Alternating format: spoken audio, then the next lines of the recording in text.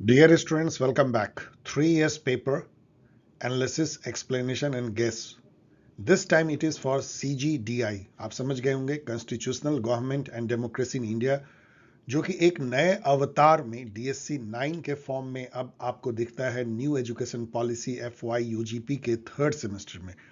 Actually ये same syllabus है line by line जो पहले फर्स्ट सेमेस्टर में आपके सीनियर्स को पढ़ाई गई थी, सेम सब्जेक्ट नेम से, constitutional government and democracy in India. तो कोई बहुत डिफरेंस नहीं है, इनफैक्ट मैंने देखा एक भी लाइन का डिफरेंस नहीं है।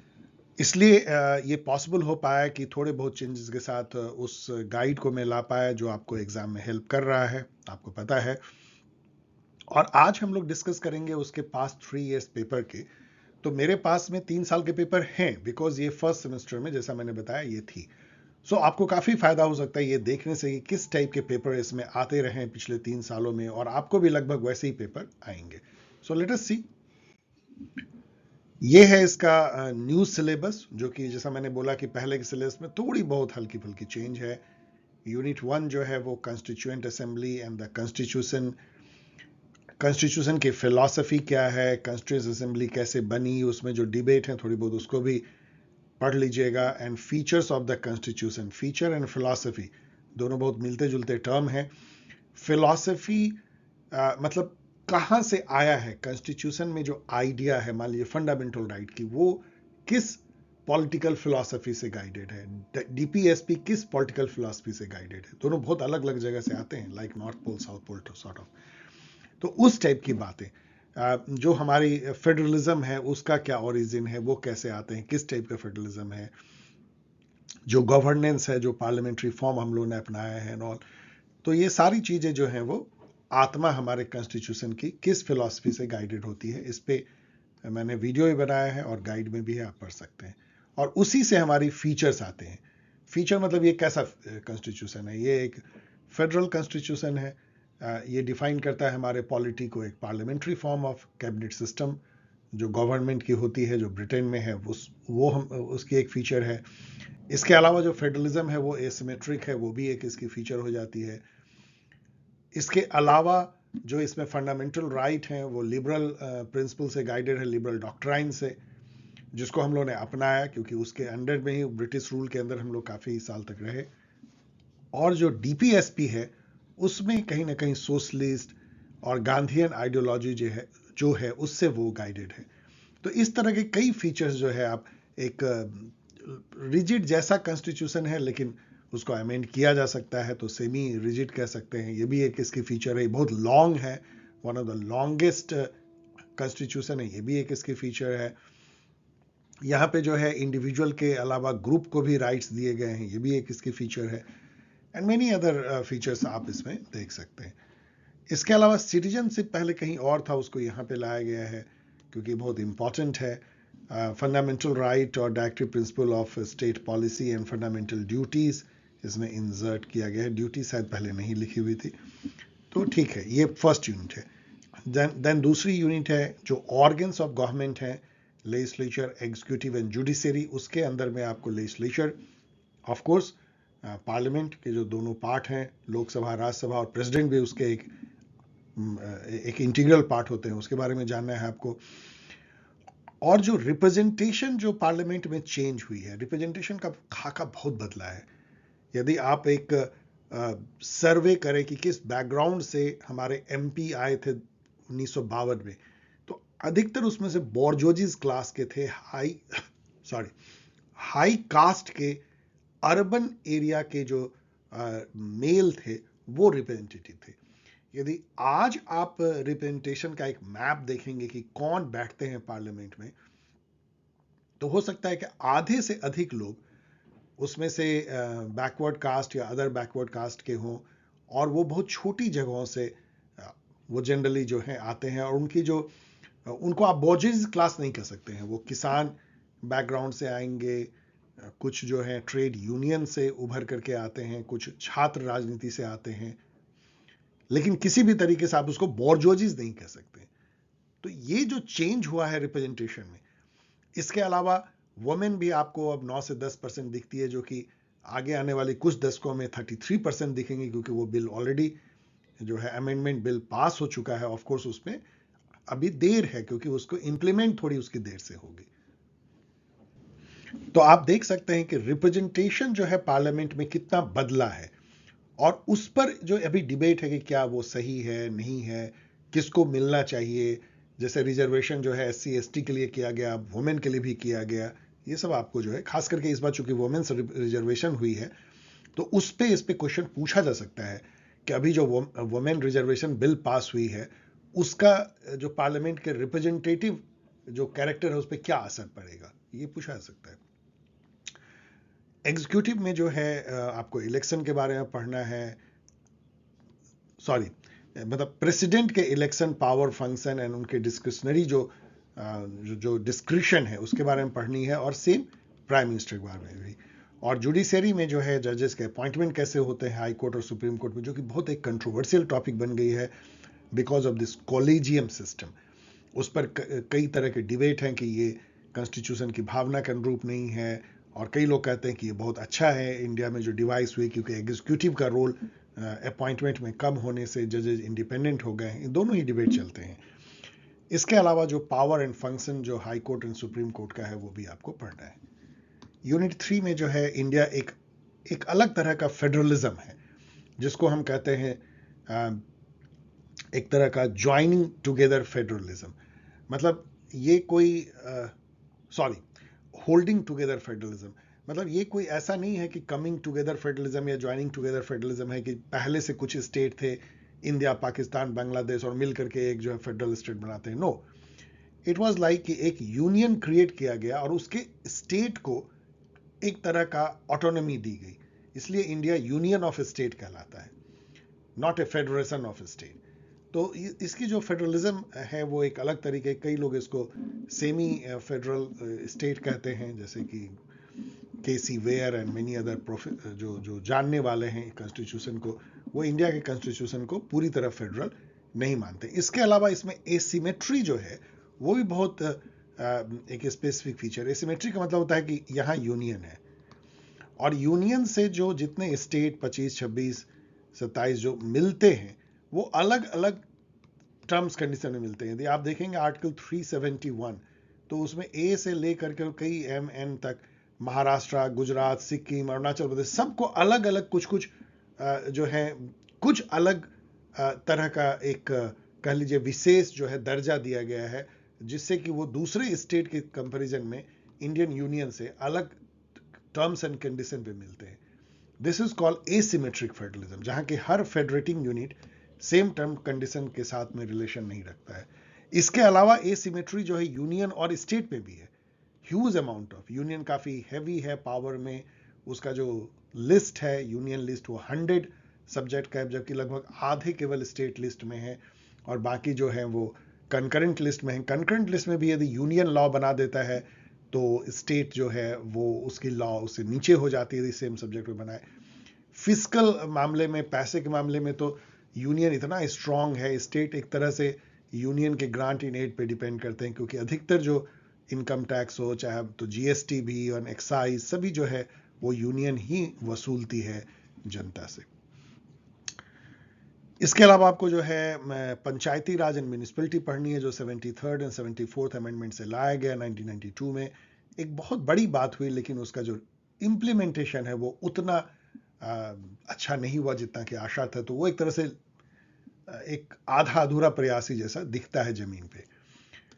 यूनिट 4 जो है वो constitutional provision and national provisions on emergency होगा एंड नेशनल सिक्योरिटी लॉ होगी। तो इमरजेंसी प्रोविजन जो है, 3 टाइप की इमरजेंसी आपको पता है, national emergency, financial and state emergency. एक को छोड़ करके फाइनेंशियल इमरजेंसी दोनों का यूज हुआ है। 3 बार नेशनल इमरजेंसी इंडिया में लगाई गई है, और एक बार तो उसका काफी रिपरकशन रहा था इंडियन पॉलिटी पे, जो 75 से 77 के बीच में इंदिरा गांधी ने लगाया था। स्टेट इमरजेंसी आर्टिकल 356 तो सैकड़ों बार लगाए गए हैं, और वो one of the most used या मिसयूज्ड आर्टिकल कॉन्स्टिट्यूशन का बन गया, जिसपे कि ह्यूज अमाउंट ऑफ डिबेट हुई है कि ये सही है या गलत है और क्या करना चाहिए। इसके अलावा जो इंडियन कॉन्स्टिट्यूशन में आर्टिकल 22 है जिसमें प्रिवेंटिव डिटेंशन की बात है। प्रिवेंटिव डिटेंशन का मतलब क्या होता है कि पुलिस आपको आती है और कहती है आपको हम गिरफ्तार कर रहे हैं, आप बोलोगे किस अपराध में? आप बोलोगे नहीं आपने कोई अपराध नहीं किया, ऐसा लगता है कि आगे कल आप अपराध कर सकते हो। कैसी विचित्र बात है, आप सुन करके सोचो। और ये एग्जीक्यूटिव के हाथ में कितनी बड़ी ताकत दे दी जाती है। इसीलिए कई लोग आर्टिकल 22 को नेसेसरी इविल कहते हैं, क्योंकि ये हमारे सिक्योरिटी के लिए जरूरी भी है और ये सुरक्षा के लिए, सिटीजन के सिक्योरिटी के लिए बहुत बड़ा थ्रेट भी है, क्योंकि गवर्नमेंट के पावर को कंट्रोल करना बहुत मुश्किल है। इस केस में यदि गवर्नमेंट किसी को चाहे, मान लीजिए सपोज कीजिए कि गवर्नमेंट किसी इनकन्वीनियंट आवाज को दबाना चाहती है, उनको अच्छा नहीं लग रहा है कोई कुछ बोल रहा है, और यदि उसने उसका मिसयूज कर लिया तो बहुत डिफिकल्ट है उस आदमी के लिए बच पाना और न्याय मिलना। तो इसलिए भी इसको लेकर के काफी चिंता व्यक्त की जाती है। तो ये मैंने एक तरह से एक लंबा लेक्चर दे करके आपको बताने की कोशिश की कि क्या है आपके सिलेबस में, क्या है। अब आइए प्रिपरेशन स्ट्रेटजी जो सेमेस्टर एग्जाम के हैं, ये तो मैं हमेशा कहता हूं कि आपको थोड़ा बहुत जानना चाहिए किस टाइप के क्वेश्चन आते हैं, मतलब कि क्या पैटर्न है। तो 10 क्वेश्चन रहेंगे, 10वां क्वेश्चन जो है नोट होगा, जिसपे 4 टॉपिक में से 2 आपको चुनने होंगे। 5 क्वेश्चन का जवाब देना है, बहुत आसान है, 50%। कुछ क्वेश्चन ट्विस्टेड होंगे जिसको आपको सीधा करना है। मैंने बताया सीधा आप कर सकते हैं, सोशल साइंस में ये ब्यूटी कि आप सीधा कर सकते हैं, और इसीलिए सोशल साइंस में इस तरह के ऑब्जेक्ट क्वेश्चन पूछे भी जाते हैं, आपको टेस्ट करने के लिए आप ट्विस्टेड क्वेश्चन को सीधा कर पाते हैं कि नहीं।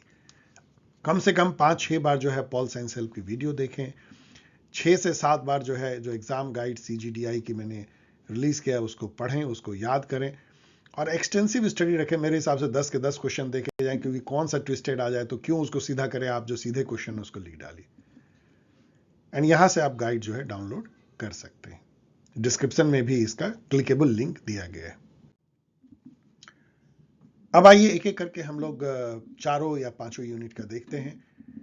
जो फिलॉसफी, जो फर्स्ट यूनिट है preamble and feature of Indian constitution, उसमें 2022 में जो फर्स्ट सेमेस्टर में उस समय में था, याद कर लीजिए, DU में मैंने ये क्वेश्चन लिया है, कोई क्वेश्चन नहीं पूछा गया, इसलिए मैंने एक साल में पीछे चला गया हूँ। 2019 में कोविड के चलते एग्जाम नहीं हुई थी, तो 2021 में पूछा गया discuss the main ideals of Indian constitution enshrined in the preamble. अब ये थोड़ा सा ऐसे ट्विस्टेड है, इसका मतलब ये सीधा ये है क्योंकि प्रीएम्बल ही कॉन्स्टिट्यूशन की आत्मा है और उसी में उसकी फिलॉसफी झलकती है। तो ये क्वेश्चन को सीधा ऐसे करेंगे कि discuss the philosophy of Indian constitution, that's all. Formulate your answer in the light of constitution constituent assembly debates. अब यहाँ इन्होंने और थोड़ा सा ट्विस्ट किया है इसको। मैं कहूँगा कि उसको कोई भी नहीं, बस आप फिलॉसफी जो है उसको आप डिस्कस कर दीजिए। उसमें कहीं ना कहीं इस सब पे चर्चा हुई है कि हमारा पार्लियामेंट्री फॉर्म ऑफ गवर्नमेंट होना चाहिए या लिबरल डॉक्ट्राइन अपनाना चाहिए, यानी फंडामेंटल राइट वर्सेस DPSP को कितना तवज्जो देनी चाहिए, दोनों में कौन ऊपर होना चाहिए, सब पे डिबेट हुई है, तो आप वो लिख सकते हैं।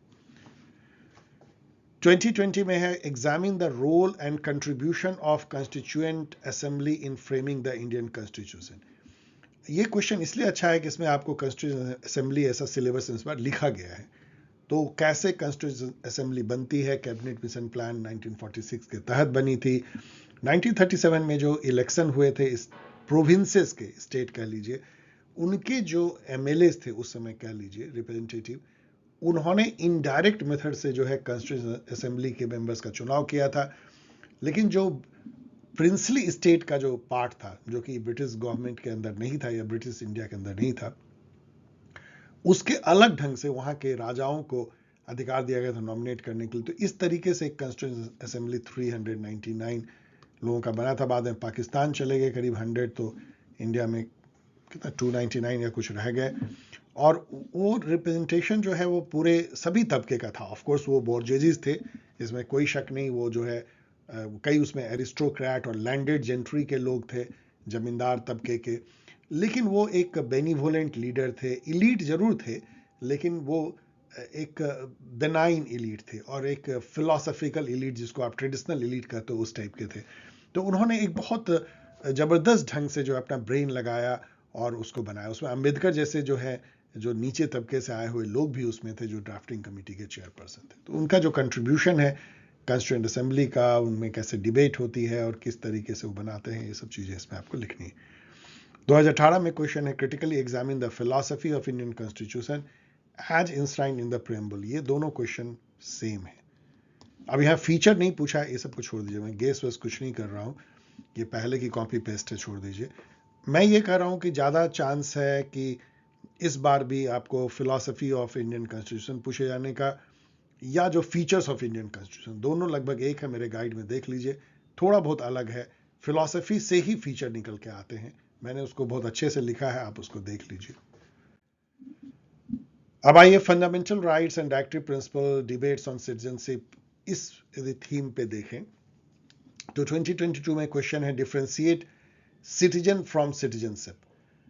अब देखिए सिटीजनशिप पहले एकदम अच्छी तरह आप लोग समझना चाहिए, और बहुत ही इंपॉर्टेंट टॉपिक अभी बन गया है।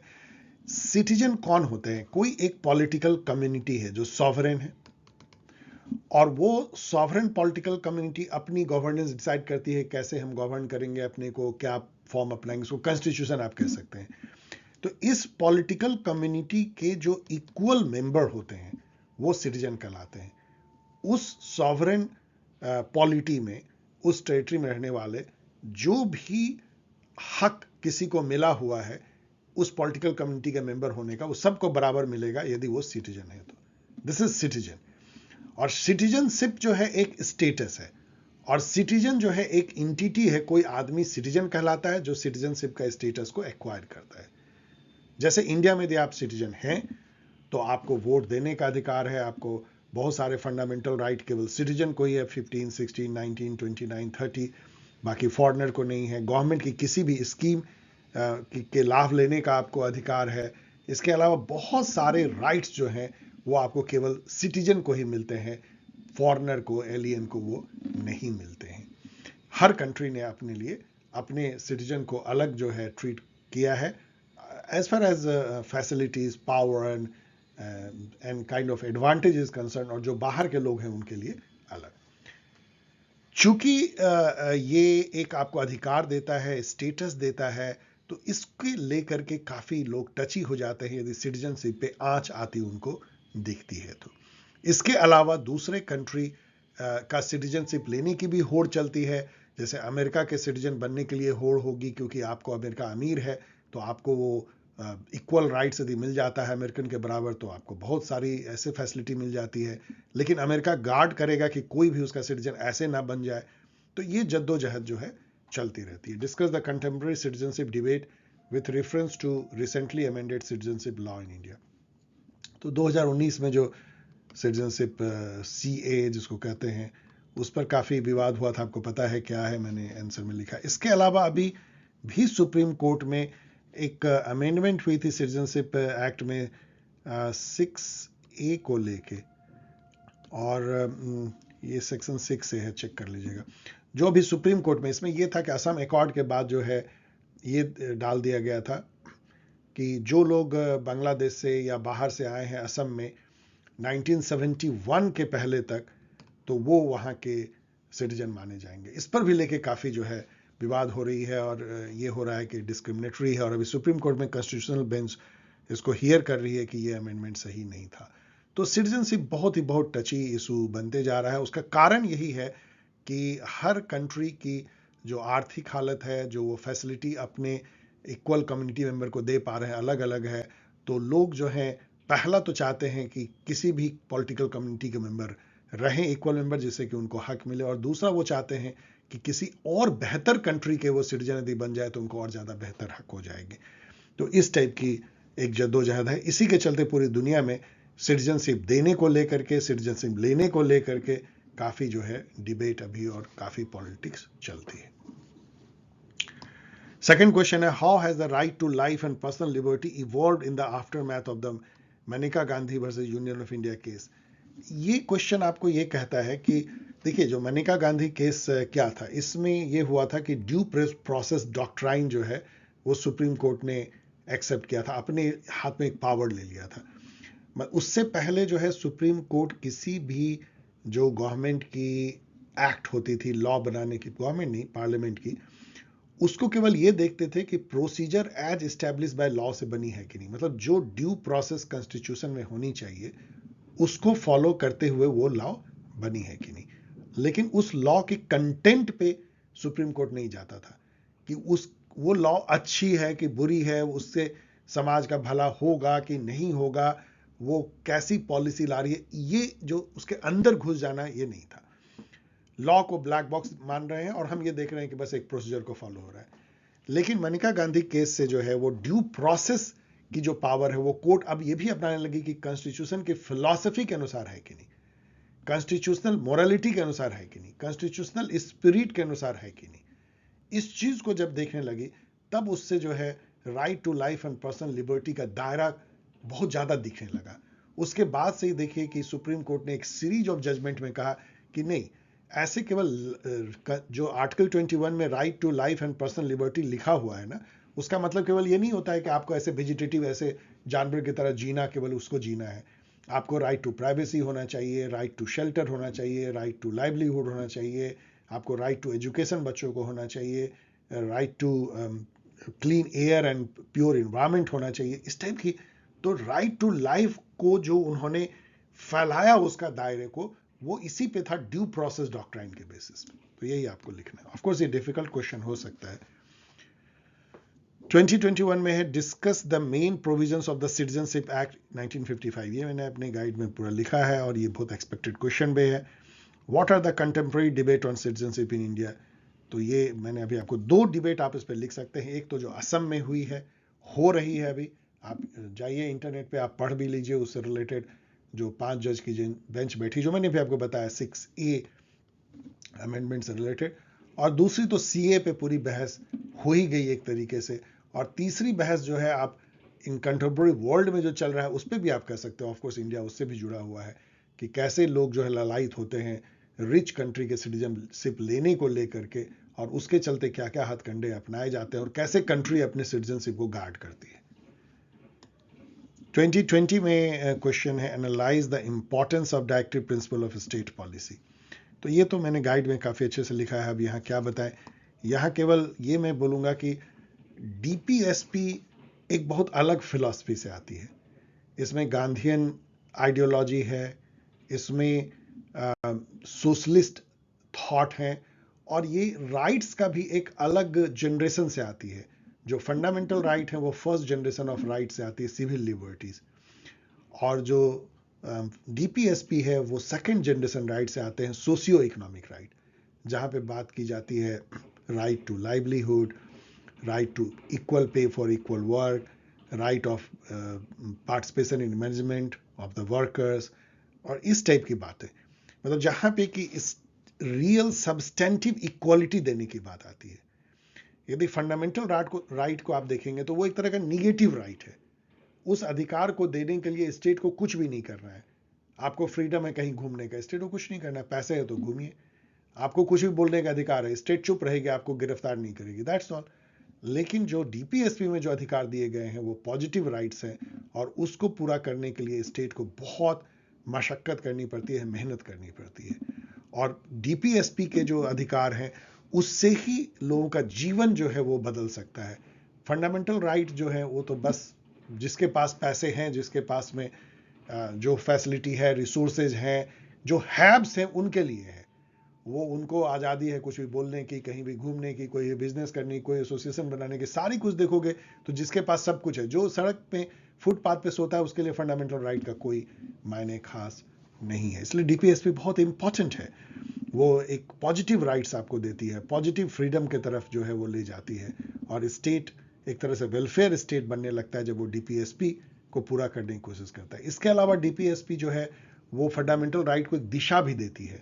आपने देखा कि कितने सारे डीपीएसपी जो है निकल करके फंडामेंटल राइट में आई है, like right to education article 21A में, राइट टू मतलब शेल्टर एंड कई और जो राइट्स हैं वो डीपीएसपी से ही इन्फ्लुएंस होकर के right to life and personal liberty में एक्सटेंड की गई। अब आइए यदि हम पार्लियामेंट को देखें तो इससे बहुत कम क्वेश्चन पूछा गया।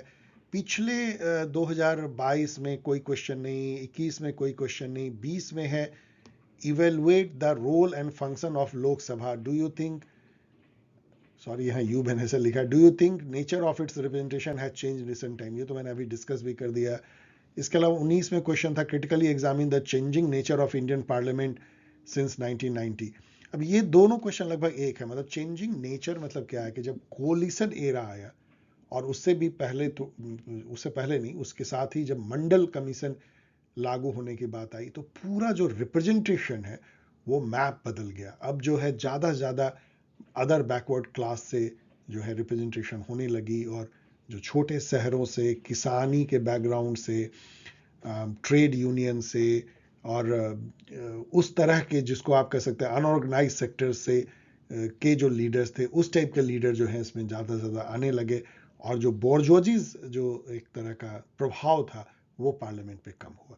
उससे बहुत सारे फर्क पड़े। मैंने अपने गाइड में भी कहा है, कई बार डिबेट कैओटिक भी होती है, कई बार डेकोरम मेंटेन करने में, क्योंकि जो अर्दी लोग होते हैं वो बहुत अपनी बात सीधे तरह से कहते हैं, कई बार वो जबान जो है वो भी थोड़ी कड़वी हो सकती है।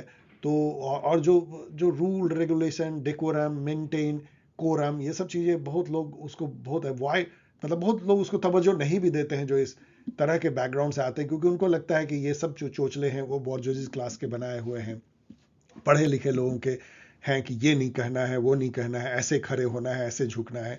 तो इन सब के चलते पार्लियामेंट एक बहुत ही अलग तरह का जो है बन गया है।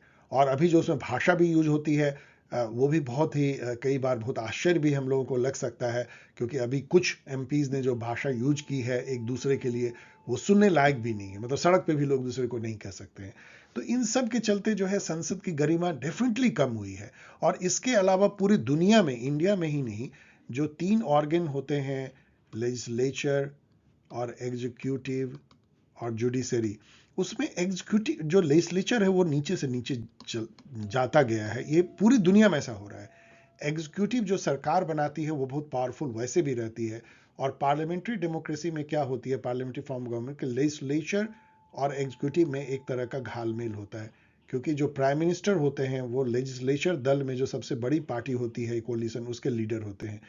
और एग्जीक्यूटिव तभी तक एग्जीक्यूटिव है जब तक कि लेजिस्लेचर पे उसका दबदबा है, बोलबाला है, मेजोरिटी है।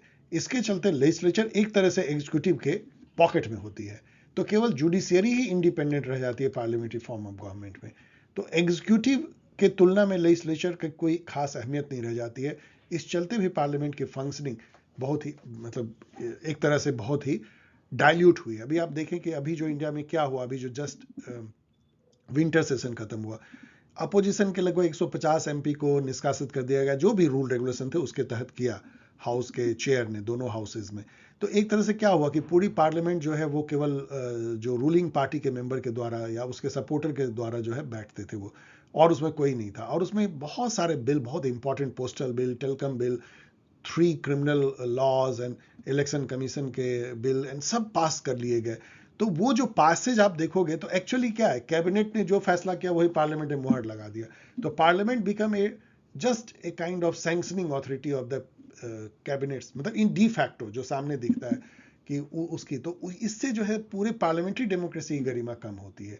तो ये सब जो है, वैसे आप ये सब लिख नहीं सकते इस तरीके से, इतना मतलब क्लियरली आप नहीं कह सकते हैं, लेकिन ये बहुत एक क्रिटिकल व्यू भी है। लेकिन डेफिनेटली पार्लियामेंट की जो अहमियत है, उसकी जो रोल है, उसका जो चेक एंड बैलेंस है, कि हर बिल जो है वो सेलेक्ट कमेटी में जानी चाहिए, वहाँ पे 5 महीने 6 महीने उस पर काफ़ी ज़्यादा जो है ब्रेनस्टॉर्मिंग होनी चाहिए, पब्लिक का पिटिशंस होना चाहिए, जगह जगह जाके डिफरेंट डिफरेंट शहरों में सेलेक्ट कमेटी जो है मीटिंग करे, वहाँ के टाउन हॉल में जाए, लोगों से पूछे कि इस बिल पे क्या होना चाहिए, और तब जो उभर करके एक कंसेंसस आए उसके बेसिस पे बिल बनना। इस टाइप का इलॉबरेट जो पार्लियामेंट के एक विजन है वो कहीं ना कहीं खोई है। इस बात को भी आपको समझना चाहिए। वो सबको किसी भी तरीके से आप इसमें लिख सकते हैं।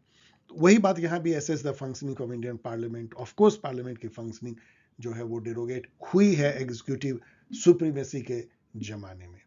Examine how has the changing nature of representation affected the functioning of the Indian parliament. मैंने अभी डिस्कस किया, what are the method by which the parliament influences the executive and hold it responsible. Parliament में बहुत सारे method है, question our होती है, zero hour होता है, डिफरेंट रूल के तहत, क्वेश्चन रूल 377 से लेके कई तरीके से आप पूछ सकते हैं, एडजॉर्नमेंट मोशन ला सकते हैं, कट मोशन ला सकते हैं, बजट पे पूरा कंट्रोल पार्लियामेंट को होता है। आप यदि कानून के तौर पे देखेंगे तो पार्लियामेंट को बहुत सुपर पावर है, लेकिन ये सारी पावर लगभग उसी टाइप की अब दिखने लगी है जैसे कि प्रेसिडेंट को सुपर पावर है, लेकिन उसके एक्चुअल उस पावर को जो है union of council of minister headed by prime minister उसको एंजॉय करते हैं। उसी तरीके से ऐसा लगने लगा है कि जो कैबिनेट है, काउंसिल ऑफ मिनिस्टर है, वो जो प्रस्ताव लाती है पार्लियामेंट लगभग उसको पास कर ही देती है। तो एक तरीके से दिखता है कि पार्लियामेंट भी जो है वो एग्जीक्यूटिव की ही प्रस्ताव पे एक मुहर लगाने वाली है, लगता ऐसा है।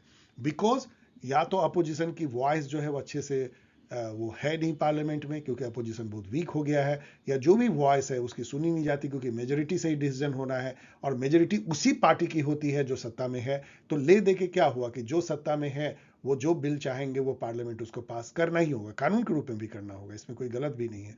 लेकिन इस पे यदि चेक एंड बैलेंस यदि होता, जो मैंने कहा, तो उससे काफी फंक्शनिंग अलग हो सकती थी, जो कि कमिटी सिस्टम के थ्रू ही हो सकती है, सेलेक्ट कमेटी में जाने के चलते हो सकती है। चूंकि ये इशू इतना ज्यादा अब मडल्ड हो गया है, तो मुझे लगता है कि इस पे आपको इस साल क्वेश्चन शायद ना ही आए, ऐसा भी हो सकता है, जो अभी तक अब आ ही नहीं रहा है, क्योंकि इसके रोल जो है कि इससे केवल एक ही क्वेश्चन बनता है कि रिप्रेजेंटेशन कैसे चेंज हो रहा है, और उसका चेंजिंग उसके रोल, उसके nature and role and function पे पार्लियामेंट के क्या असर पड़ता है। इसी टाइप के क्वेश्चन इसमें पूछे जा सकते हैं। प्रेसिडेंट, अब एग्जीक्यूटिव, ऑल पावरफुल एग्जीक्यूटिव, जिसके बारे में हम लोग चर्चा कर रहे थे, और उसमें भी जो दो सबसे जो अहम किरदार हैं वो हैं प्रेसिडेंट एंड प्राइम मिनिस्टर। उसमें से देखिए कैसे क्वेश्चन है 2022 में, the prime minister is the king pin of Indian democracy, in the light of this statement explain the power of the prime minister in recent time.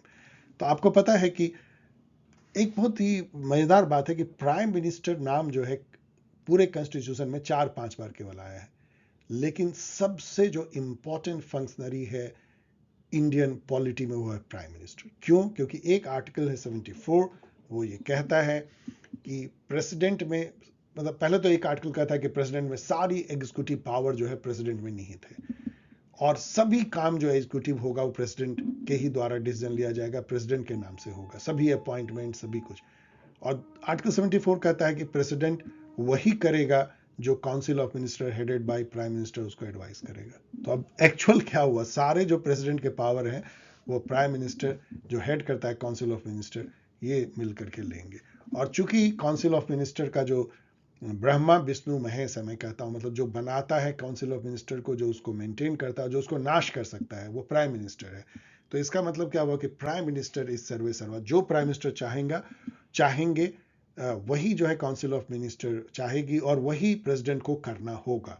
इसका मतलब यह है कि president will always be please to follow the advice of the council of minister headed by prime minister. तो prime minister इस article के चलते, 74 के चलते सुपर पावरफुल हो जाते हैं। इसके अलावा प्राइम मिनिस्टर एक ऐसा अथॉरिटी है जो लेजिस्लेचर का भी हेड हो जाता है डी फैक्टो, वैसे तो प्रेसिडेंट है। क्यों? क्योंकि जो लोकसभा होती है उसमें जो लार्जेस्ट पार्टी होती है या लार्जेस्ट कोलिशन, उसके ही लीडर को प्राइम मिनिस्टर बनाया जाता है। ऐसे में प्राइम मिनिस्टर जो चाहेंगे वही पार्लियामेंट की लोअर हाउस करेगी, क्योंकि वो सबसे बड़े दल के नेता हैं, तो उनको सबसे अधिक मौका भी मिलता है अपनी बात कहने का और अपनी बात मनवाने का। राज्यसभा ऑफ कोर्स इंडिपेंडेंट होती है इस चीज से, लेकिन वहां भी यदि मेजोरिटी हो जाए उसी पार्टी की जिसकी लोकसभा में है, तो फिर पार्लियामेंट वही करेगी लगभग जो कि प्राइम मिनिस्टर और उसके काउंसिल ऑफ मिनिस्टर कहेंगे, जो कि मैंने अभी आपको कुछ देर पहले बताया। तो प्राइम मिनिस्टर एक सुपर पावरफुल इंस्टीट्यूशन है इंडिया में, और वो एक तरह का लीडर ऑफ द नेशन भी होते हैं, चीफ एग्जीक्यूटिव ऑफिसर भी होते हैं। और अभी जो 70-75 साल में देखा गया है कि प्राइम मिनिस्टर एक तरह का पॉपुलर लीडर भी बन जाते हैं, लोग उसके तरफ देखने लगते हैं, मतलब वो पूरे कंट्री को रिप्रेजेंट करते हैं, केवल एक नॉर्मल फंक्शन, चाहे जवाहरलाल नेहरू हो, चाहे अटल बिहारी वाजपेयी हो, चाहे मोदी जी हो, चाहे इंदिरा गांधी हो, इन सब की तरफ लोग देखने लगते हैं, वो इंडिया को रिप्रेजेंट करते हैं। तो ये बहुत ही एक अहम रोल है, जो कि एक पॉलिटिकल रोल के अलावा जो है एक तरह का ट्रू पीपल्स लीडर भी वो दिखते हैं। 2021 में क्वेश्चन है, discuss the emergency power of the president of India. तो जो emergency power president of India का, council of minister headed by PM कह लीजिए। मैंने आपको बताया कि 3 तरह के इमरजेंसीज हैं, 352, 356, 360। 360 फाइनेंशियल इमरजेंसी अभी तक एक बार भी लगी नहीं है, 352 3 बार लगी है, और 356 तो सैकड़ों बार। तो उसके बारे में आपको यहाँ पे लिखनी है। प्रेसिडेंट की पावर तो क्या कहा जाए, मतलब मैं फिर से एक बार बोल रहा हूँ कि that is council of minister headed by prime minister. 2020 में critically examine the role of prime minister in the parliamentary system, भी मैंने पूरा डिस्कस भी किया, ये गाइड में भी लिखी हुई है। अब आइए जुडिशियरी के थीम से क्या क्वेश्चन है। तो 2022 में examine the power of judicial review in the context of debate over the notion of the basic structure doctrine. Another एक बहुत ही कंट्रोवर्शियल, जो अभी जैसे कॉलेजियम सिस्टम के तरह ही जो है बेसिक स्ट्रक्चर डॉक्ट्राइन हो गई है, क्योंकि इस पे इवन हमारे जो वाइस प्रेसिडेंट हैं और इंडियन लॉ मिनिस्टर दोनों ने कुछ ऐसी बातें कही कि काफ़ी इस पे विवाद हुआ, डिबेट हुआ between court, supreme court and the legislature and executive. इसमें ये है बेसिक स्ट्रक्चर डॉक्ट्राइन।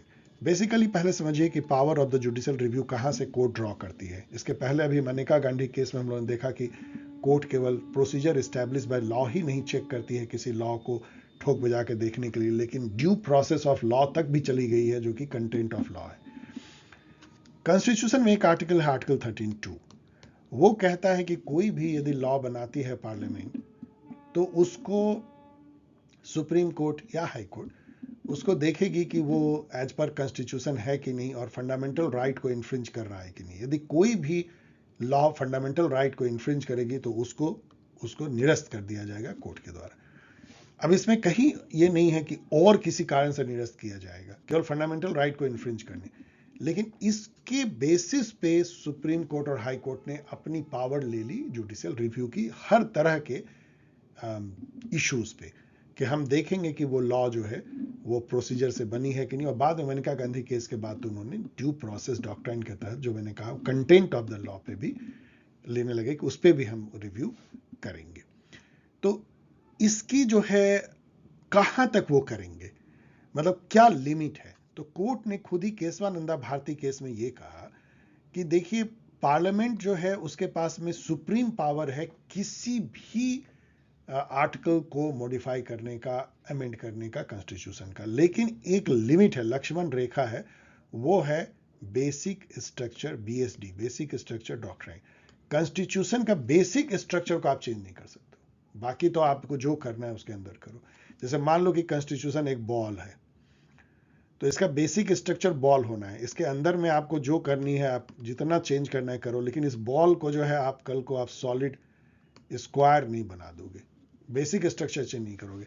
लेकिन ये नहीं कोर्ट ने कभी कहा कि भाई बेसिक स्ट्रक्चर है क्या। ये डिफरेंट जो रूलिंग है कोर्ट के, उससे आया कि federalism, parliamentary form of government, independence of judiciary, ये सब जो है बेसिक स्ट्रक्चर है, 7-8 ऐसे। तो यही बेसिक स्ट्रक्चर डॉक्ट्राइन है, जिस पर कि जैसा मैंने अभी बोला कि कई लोग अब कहने लगे हैं, कुछ गवर्नमेंट से, कुछ लेजिस्लेचर से, कि ये शायद जो है हमारे कॉन्स्टिट्यूशन के स्पिरिट के अनुसार नहीं है, क्योंकि इससे पार्लियामेंट की जो है सुपीरियरिटी या सुप्रीमेसी जो है वो आहत होती है। यहाँ पे डियर स्टूडेंट एक बात जरूर समझ लीजिए आप लोग कि इंडिया में जो सॉवरेंटी है वो दो टाइप की सॉवरेंटी मानी जाती है। एक लीगल सॉवरेंटी जो हमारे कॉन्स्टिट्यूशन में वेस्टेड है, जिसका इंटरप्रिटेशन सुप्रीम कोर्ट करती है फाइनली, और जो popular sovereignty, sorry political sovereignty है, वो पीपल में निहित है, जिसको कि पॉलिटिकल सॉवरेंटी को आप कह सकते हो पॉपुलर सॉवरेंटी, मतलब पीपल में निहित है। इसके अलावा जो पॉलिटिकल सॉवरेन होता है, जो पीपल है यहाँ पे, वो हायर होते हैं लीगल सॉवरेन से, जो कि कॉन्स्टिट्यूशन है। हम लोग के यहाँ पार्लियामेंट को सॉवरेन नहीं माना जाता, लेकिन इस पर भी अभी बहस है कि क्या पार्लियामेंट सॉवरेन होना चाहिए या नहीं। 2021 में है examine the procedure of appointment of जजेज in the higher judiciary, the supreme court and the high court in India. ये तो मैंने बताया कॉलेजियम सिस्टम, ये भी जो है अलग तरीके से डिवाइस हुई, कहीं कॉन्स्टिट्यूशन में कॉलेजियम सिस्टम नहीं है। कॉन्स्टिट्यूशन में आर्टिकल 124(4) में शायद है, ये लिखा हुआ कि जो जजेस के जो अपॉइंटमेंट होंगे वो प्रेसिडेंट करेंगे after consulting the chief justice of supreme court and as many जजेज as he wishes, like this कुछ लिखा है। मतलब सुप्रीम कोर्ट के चीफ जस्टिस को या हाई कोर्ट के चीफ जस्टिस को और अदर जजेस को के साथ कंसल्टेशन से वो नियुक्ति करेंगे। इसी बेसिस पे 3 जजेस केस हुई, फर्स्ट जजेस केस, सेकंड जजेस केस और थर्ड जजेस केस। ऑफकोर्स नाम अलग अलग था। उसके तहत जो है एक सिस्टम डेवलप हुआ, उसको कॉलेजियम सिस्टम कहते हैं, जहाँ की सुप्रीम कोर्ट में जो चीफ जस्टिस होते हैं और 4 सीनियर मोस्ट जज, एंड हाई कोर्ट में chief justice of high court and 2 senior most जज।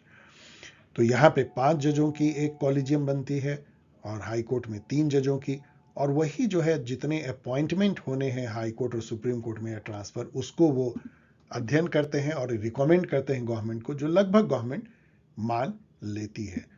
उसी बेसिस पे अभी अपॉइंटमेंट हो रहा है। इस पर भी खासा विवाद है कि ये सिस्टम सही है या नहीं है। तो वही यहाँ पूछा, does the collegium system ensure independence of higher judiciary. मुझे ऐसा लगता है पर्सनली कि यस, ये काफ़ी सील्ड करता है जुडिशरी के इंडिपेंडेंस को, लेकिन कई लोगों को ये लगता है कि ये जो है कहीं ना कहीं जो एग्जीक्यूटिव अपॉइंटमेंट ऑफ जजेज, जो कि एक नॉर्मल सिस्टम अमेरिका में भी होती है हर जगह, उसको ये बाधित करता है। अब इस पर डिबेट हो सकती है कि ये सिस्टम सही है या गलत है। इससे जुड़ी हुई आपको एक बात और बता दें कि एक NGAC करके 99th अमेंडमेंट आया था, मतलब गवर्नमेंट ने, एग्जीक्यूटिव कह लीजिए, उसने कोशिश की थी कि कॉलेजियम सिस्टम को खत्म करके नेशनल जुडिशियल अपॉइंटमेंट कमीशन लाया जाए, जिसमें कि कुछ मेंबर रहेंगे और वो सेलेक्ट करेंगे जजेस को। इसको जो है बेसिक स्ट्रक्चर डॉक्ट्राइन के बेसिस पे सुप्रीम कोर्ट ने इसको निरस्त कर दिया था। इस पे काफी विवाद भी हुई थी।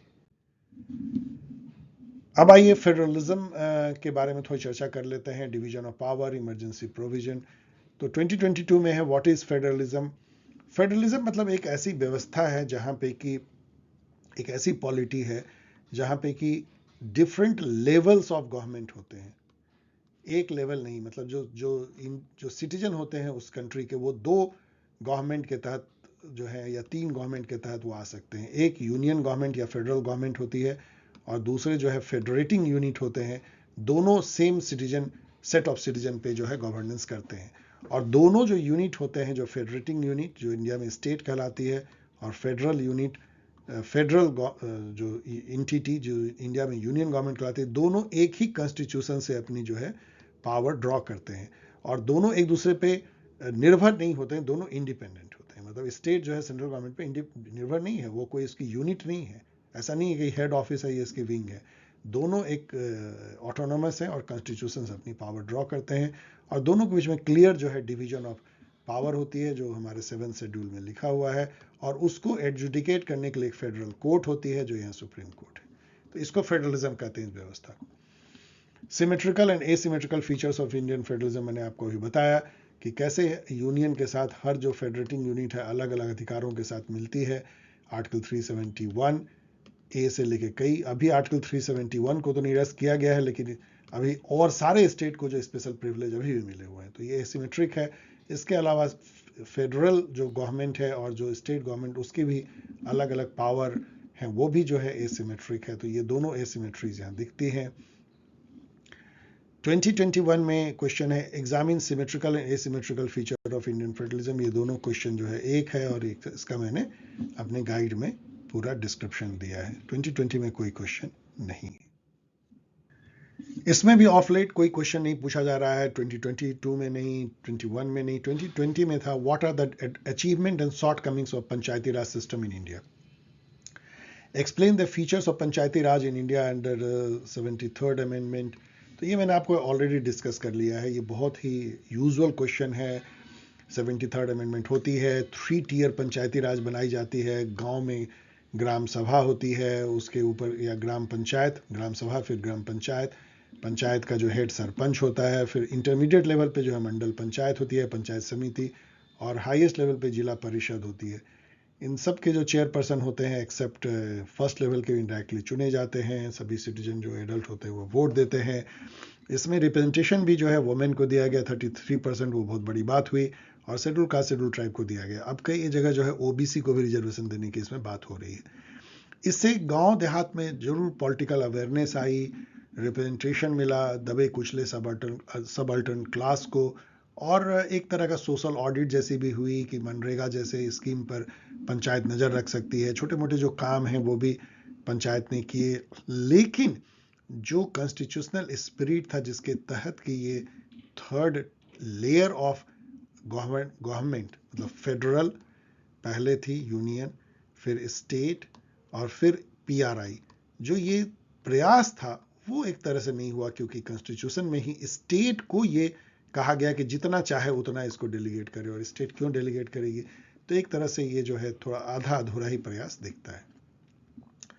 2018 में discuss the evolution and development of PRI in India, तो कैसे जो है इसकी अवधारणा आई। इनफैक्ट आज़ादी के बहुत पहले से लॉर्ड रिपन के टाइम से जो है लोकल सेल्फ गवर्नमेंट की बात होती थी, बनाई भी गई थी, क्योंकि उसका कारण ये था कि हजारों सालों से इंडिया में जो गांव में पंचायत होती थी, कास्ट की भी अलग अलग पंचायत होती, गांव की पंचायत होती थी, उसके थ्रू जस्टिस डिस्पेंस होता था। उसी को एक तरह से ध्यान में रखते हुआ कि, और इसके लिए पूरा इंडिया जाना जाता था अपने ऑटोनोमस विलेज काउंसिल के चलते, इवन कार्ल मार्क्स से लेकर सब ने इसकी चर्चा की थी। तो उसको रिवाइव करने का था कि ऐसा करेंगे, तो गांधी जी का भी कहना था, तो हम जो है बहुत अच्छा एक पॉलिटी लेके आएंगे। तो उसके तहत इसको कोशिश की गई, राजीव गांधी ने किया, 64 अमेंडमेंट से वो नहीं हो पाया, फिर नरसिम्हा राव जी के टाइम में ये हो पाया। और उसके बाद कैसे वो लागू होता है, कैसे पेसा के थ्रू जो है पंचायती एक्सटेंशन टू शेड्यूल्ड एरिया 1996 में ये जो है 5th शेड्यूल्ड एरिया में एक्सटेंड होता है। लेकिन तो ये सब तो इवोल्यूशन डेवलपमेंट आपको देना है, कैसे कॉन्स्टिट्यूशनल अमेंडमेंट हुई, लेकिन उसका फिर आपको क्रिटिकल थोड़ा सा एनालाइज करनी है। 2019 में discuss 73rd constitutional amendment as an instrument of empowerment of marginalise section in the society. तो इसमें आपको ये जो मैं कह रहा हूँ उस पार्ट को उभारना है, कैसे इसमें SC ST वुमेन इसको जो है रिजर्वेशन दिया गया, उसके चलते कैसे जो मार्जिनलाइज सबअल्टर्न क्लास को रिप्रेजेंटेशन मिली गांव के अपने लोकल सेल्फ गवर्नेंस के लिए, और उससे क्या चेंजेस गांव देहात में हुई। ये तो चलिए पढ़ लीजिएगा, ये मैं अपने गाइड में भी कहता रहता हूँ, अभी मैं इसको मैंने एक एग्जाम्पल दिया है, जस्ट पढ़ लीजिएगा। इमरजेंसी प्रोविजन पे देखिए, preventive detention national security law पे 2022 में क्वेश्चन है, critically analyse the application and abuse of emergency powers in India in recent times. अब यहाँ पे देखिए कि जैसा मैंने आपको बताया कि आर्टिकल 22 में जो है प्रिवेंटिव डिटेंशन की बात है, और आर्टिकल 352, 356 एंड 360 में इमरजेंसी की बात है। ये दोनों जो है अलग अलग तरीके से थोड़े ट्रबलसम है। यहाँ पे आपको बात जो है इमरजेंसी पावर की हो रही है, जो कि प्रेसिडेंट को है, of course council of minister headed by prime minister के एडवाइस पे। और स्टेट इमरजेंसी के लिए गवर्नर को एक पावर है कि वो एक रिपोर्ट देते हैं, जिसके बेसिस पे काउंसिल ऑफ मिनिस्टर एडवाइस कर सकते हैं प्रेसिडेंट को प्रेसिडेंट रूल के लिए। तो इसका जो एप्लीकेशन हुआ इंडिया में वो ऑफ कोर्स बहुत अच्छा नहीं है। अच्छी बात है कि फाइनेंशियल इमरजेंसी अभी तक नहीं आई, इवन कोविड भी नहीं आई, लेकिन 356 का जिस तरह से मिसयूज किया गया है उस पर बहुत चिंता का विषय है। उस पर कोर्ट ने भी चिंता जताई है। SR बोम्मई केस में इस पर बहुत बड़ा डिसीजन भी आया था, वो भी आपको लिखना है। और कैसे जो है नेशनल इमरजेंसी लाई गई 1975 में, उस पर भी आपको रोशनी डालनी है। बाकी तो आपको फैक्चुअल लिखना है। 2021 में है, critically analyse various preventive detention law in India. इसकी पूरी लिस्ट मैंने दिया है, टाडा से लेकर यूपा एंड NSA एंड ऑल, जितने भी प्रिवेंटिव डिटेंशन के जो लॉ हैं जो ख़त्म भी हो गए हुए मैंने दिया है, उसका पूरा लिस्ट दीजिएगा। और कैसे जो है वो एक चैलेंज पोज करता है सिविल लिबर्टीज को, ह्यूमन राइट्स को और ह्यूमन सिक्योरिटी को, इस पे भी आपको लिखना है इसमें। 2020 में what are the major emergency provision Indian constitution, same.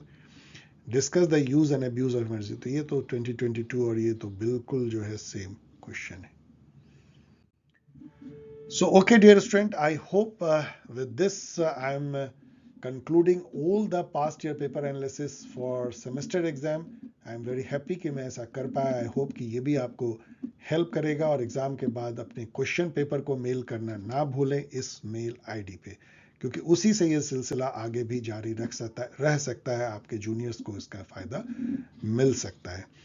और यदि आपको ये पसंद आया हो तो आप दूसरे को भी शेयर करें। ये मत सोचे कि मैंने देख लिया तो दूसरे क्यों देखें। नॉलेज यदि रोकेंगे तो सड़ती है, नॉलेज केवल शेयर करने से ही बढ़ता है, अजीब सी बात है। सो इसलिए please share, subscribe and comment. And आप डाउनलोड कर सकते हैं इस गाइड को यहाँ से, वो आपको इमेंस फायदा पहुंचाएगा। इवन 24 घंटे में भी आप तैयारी कर सकते हैं। तो मिलेंगे बहुत जल्द किसी और वीडियो के साथ। आई होप कि आप तो जो दूसरी वीडियोस हैं, आप अभी 3rd सेमेस्टर में हैं तो करंट इवेंट भी देखना शुरू कर चुके होंगे, और बहुत जल्द ही आप जो है CUET PG की भी तैयारी करेंगे, सिविल सर्विसेज मेंस की भी तैयारी आप में से कुछ लोग अगले साल कर सकते हैं। उन सब वीडियो को जरूर देखें इस चैनल पे और अपने दोस्तों को बताएं। तब तक के लिए विदा।